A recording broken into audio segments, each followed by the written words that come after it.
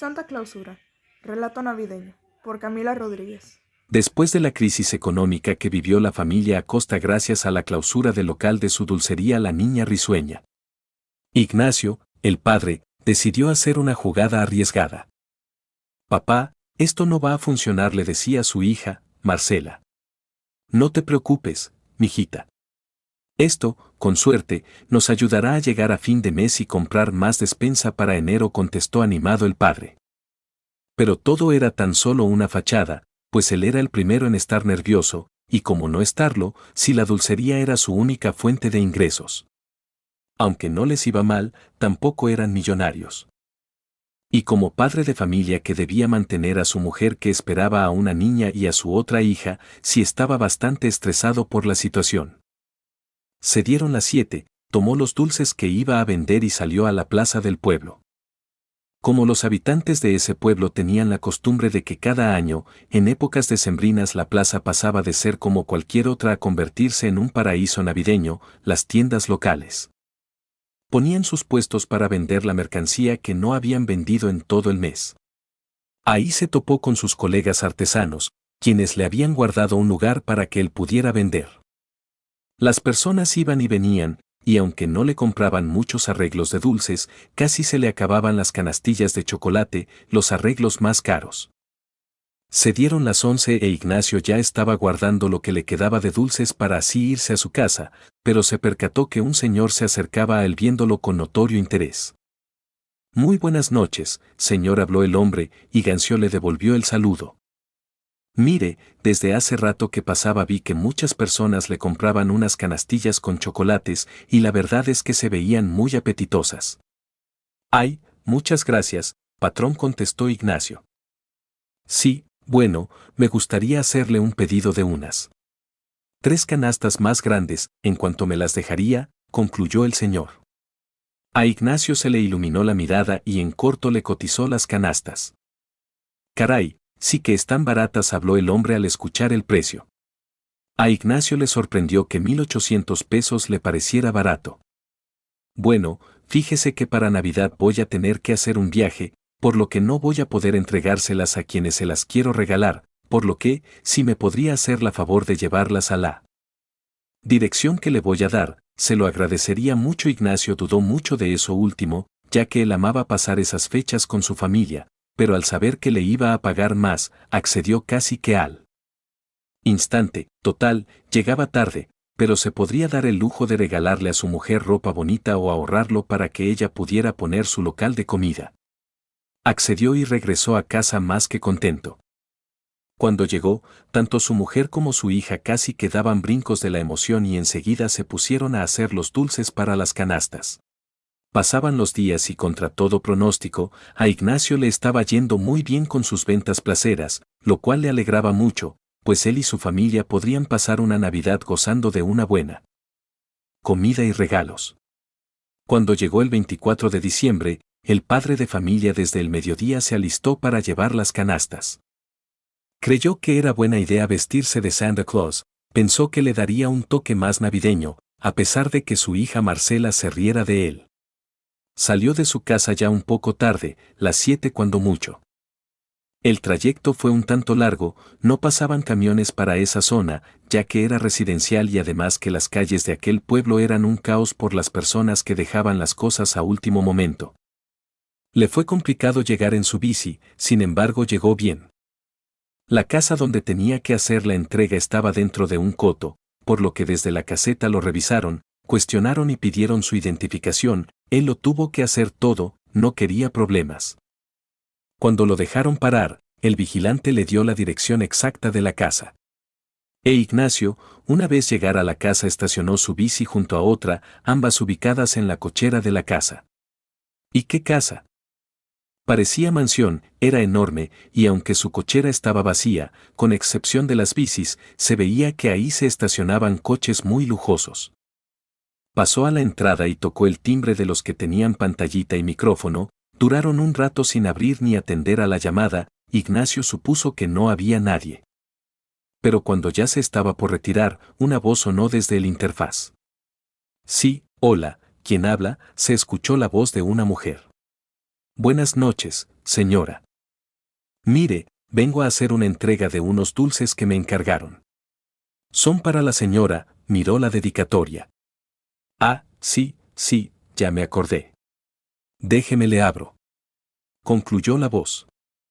No tardó mucho en abrir la puerta la mujer con la que hablaba. Y resultó ser Mayra, su prima.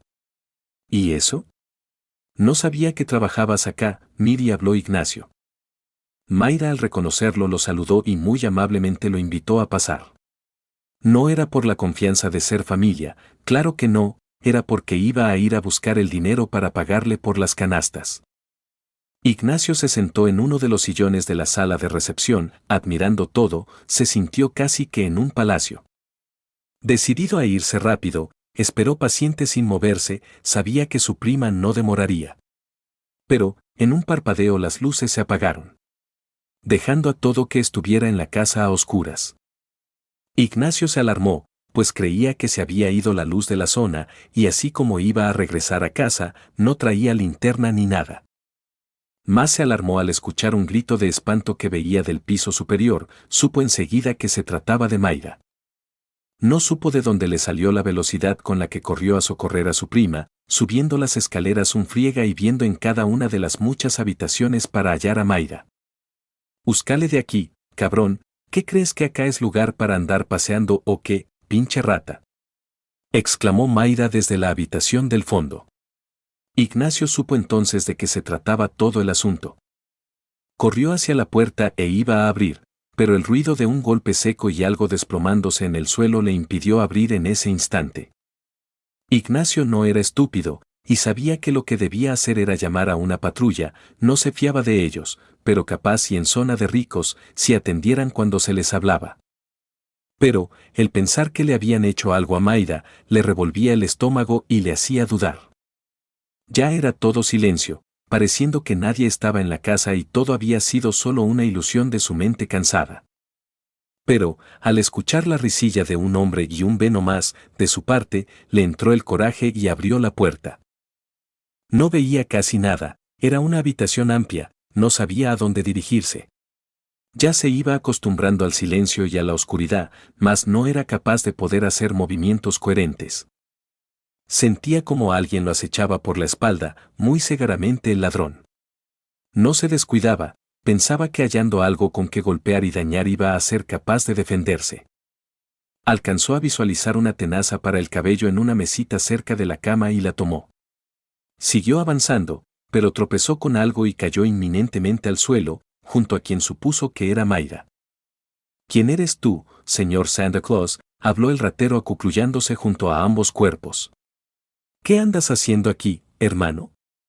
Aunque sus palabras eran limpias, su tono era lúgubre y perturbador. Ignacio no respondía nada, se hacía el desmayado, el ladrón se hartó al verlo inmóvil y regresó a lo suyo. Ya muy alterado, Ignacio decidió que era buena idea ir a esconderse debajo de la cama de la habitación y llamar a la policía.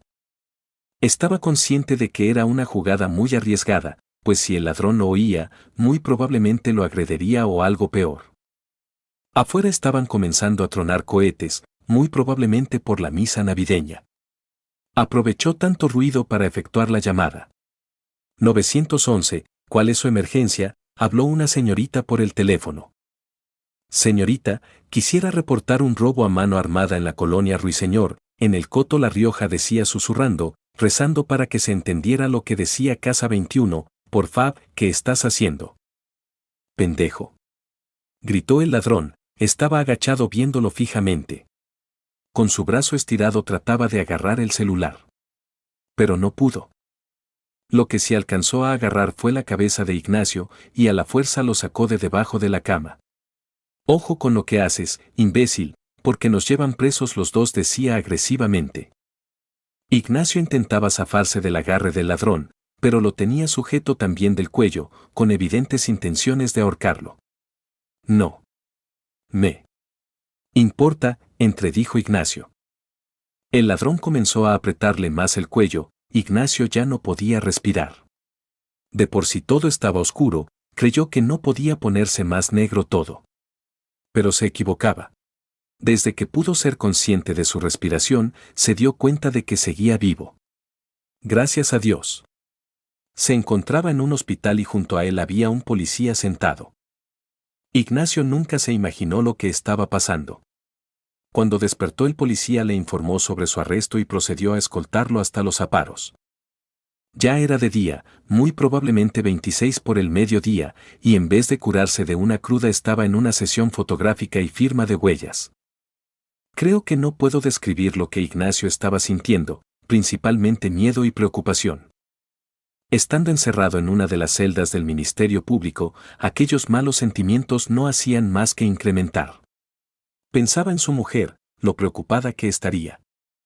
No podría sostener a la familia ella sola, y menos ahora que estaba embarazada. Pensaba en Marcela, que pensaría su niña de él si supiera que ahora estaba detenido por robo. Un supuesto robo que él no había cometido. Por suerte, pudo ejercer su derecho a una llamada. Sin dudarlo, llamó a su mujer. Bueno, Caciba Lee, llamó esperanzado. Por el teléfono solo se oía un llanto amargo. ¿Dónde estás? ¿Qué chingados hiciste, Nacho? Su tono le dolía más que su llanto. Intentó calmarla diciéndole que no era nada grave y que él creía que saldría pronto, pero nada de eso le reconfortaba a su mujer. Suspirando, se vio en la necesidad de contarle absolutamente todo lo que le había pasado. Aunque su mujer era muy radical con sus juicios y decisiones, esta vez se notaba que se esforzaba por ser tolerante. Pues, bueno. En ese caso supongo que le tendré que hablar a la licenciada Leslie, siento que ella va a saber más de esto que nosotros, concluyó ya más tranquila. ¿A quién?, preguntó Ignacio, haciendo memoria. A la abogada Leslie, la mamá de Lila, la amiga de Marcela, la muchachita tímida que suele venir pa' la casa, le dijo como en regaño por no acordarse. Ah, oh, ya recuerdo a la Lila. Comentó apagado. Le quería preguntar por Marcela, ella era la más emocionada por pasar la Navidad en familia, pero su tiempo ya se estaba acabando y el oficial ya lo veía feo. Se despidió de ella y le agradeció. Otra persona en su lugar lo hubiera dejado ahí, pero le daba gusto saber que su amada esposa haría lo que fuera para comprobar su inocencia. Ya más calmado, comenzó a platicar con las personas que lo acompañaban en la celda. Algunos estaban crudos, otros seguían borrachos, había uno que estaba en medio de una crisis de ansiedad. Pero, en su mayoría se comportaban bien con él. Al día siguiente, un trabajador del Ministerio Público junto con 2 oficiales de policía lo sacaron de la celda y lo llevaron a declarar. Aunque él les contó la versión real, en la cual él era un hombre que tuvo la mala suerte de estar en ese mismo lugar, nadie le creyó. Para empezar, se nos informó que quien efectuó el robo fue un hombre que medía 1,70 m, complexión media y que vestía un disfraz de Santa Claus, habló el trabajador. Ignacio iba a reponer, pero él fue más rápido, que venía en una bicicleta roja y con el manubrio de metal, quien supuestamente entró a la residencia como un vendedor. ¿Y qué cree? Resulta que encontramos 2 bicis rojas, nos dijeron que 2 hombres con esas características habían entrado y que la señora Mayra había dejado entrar a la casa. Mucha coincidencia, ¿no cree? Ignacio ya no sabía qué decir. Era probable que si hablaba de más lo iban a terminar inculpando a él y arrastrándolo por un crimen que no cometió. Pues, le puede preguntar a Mayra lo que realmente pasó. Ella estaba ahí. El trabajador suspiró y lo vio dudoso. La señora Mayra presentó una lesión grave en la cabeza, eso fue lo que la hizo desmayarse. Despertó, y nos alcanzó a decir lo que le preguntamos. Pero unas horas después falleció por un derrame cerebral. Ignacio no podía creer eso, no era posible, nada de esto en realidad estaba pasando. Miró hacia abajo intentando no llorar por la noticia, solamente asintió. El trabajador le dijo que hasta que no pudieran demostrar su inocencia no lo dejarían salir, y que no estaría fácil, pues no había pruebas contundentes para demostrarlo. El apagón había dejado inservibles a las cámaras de seguridad y el guardia les había dado los datos e identificaciones de los 2 vendedores, sin embargo, se estimaba que una de ellas era falsa. Pues no se lograba localizar al otro vendedor. El trabajador no le quería dar falsas esperanzas a Ignacio y decirle que las cosas se arreglarían pronto, pero mínimo tuvo la decencia de decirle que todo apuntaba a que no era él y que solo le quedaba rogarle a Dios para que lo ayudara. Ignacio se resignó, al fin y al cabo, no podía hacer nada. ¿Quién diría que la clausura de su dulcería lo metería en tantos problemas?